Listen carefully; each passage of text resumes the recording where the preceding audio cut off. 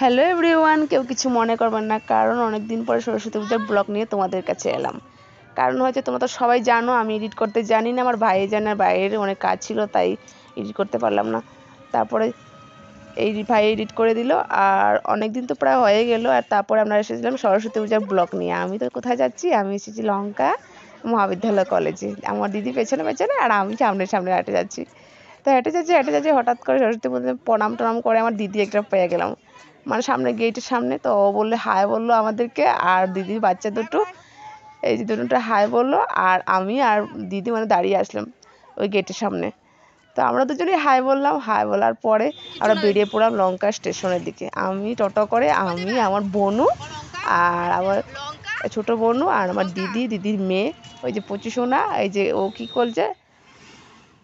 তারপরে চলে এলাম টোটো থেকে নেমে, আমরা এসে পড়লাম ব্রিজের উপরে হাঁটতে উঠলাম। হাঁটতে হাঁটতে তারপরে স্টেশনে পৌঁছে গেলাম।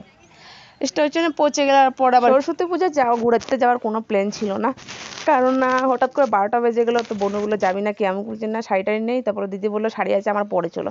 তারপরে এসে গেলাম লঙ্কা এলে আমার পিসির বোনের সাথে দেখা হলো। দেখা হওয়ার পরে আমার ছোটো বোন আর দিদি হঠাৎ করে কোথায় চলে গেলো, ওরা খেতে চলে গেলো, আর আমি ওখানে দাঁড়িয়েছিলাম। দাঁড়িয়ে ছাড়ার পরে আমরা হোটেলে চলে গেলাম হুজেতে চলে যাওয়ার পরে আমরা শান্তিবন ঘুরতে গেলাম।